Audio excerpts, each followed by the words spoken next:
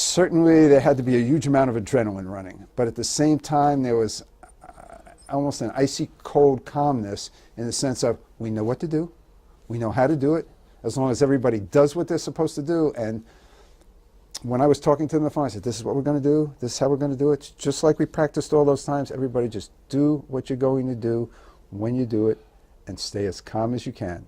If anybody gets hit or gets hurt, hit the deck and call out for help. And then we approached them. I put the spotlight on. My Vietnamese liaison officer said something really nasty to them in Vietnamese, and the next thing you know, they were shooting at us. And I literally remember looking down, and one of the Viet Cong was a female, and she had jumped off the bow of the boat. She was holding on to the anchor line and shooting with her machine gun. Jeez.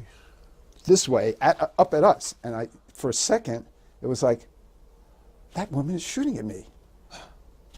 And whoa. And then I gave my guys the open fire, and 50 caliber machine guns at close range are devastating. So we shot them up pretty badly. We captured a couple of people, including a Viet Cong colonel. And he had a pouch full of papers. When we got him on board, he had a fair amount of his gluteus maximus on the right side blown away, unfortunately. So it was time for me to practice my medic stuff, which I had learned how to cauterize with a hot shovel, but didn't have a hot shovel handy.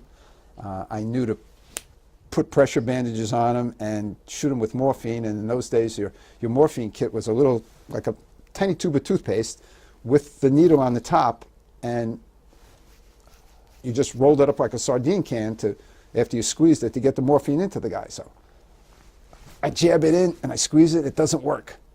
I said, give me another one. This one's not working. Give me another one. I jab it in and I squeeze it, and he's going into shock, and it doesn't work again.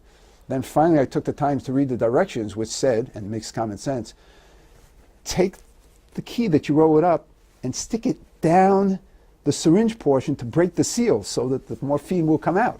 So on the third time around, this is the middle of the night, lights, we had just finished shooting at one another. I still making sure my guys are patrolling right, got to make sure you don't run aground, or we're still in the middle of the river, got to put the lights out again, they could be shooting at us from the bank. All that's going through your head at the same time, got to save this guy's life, squeeze it, he's out, and then we leave the area.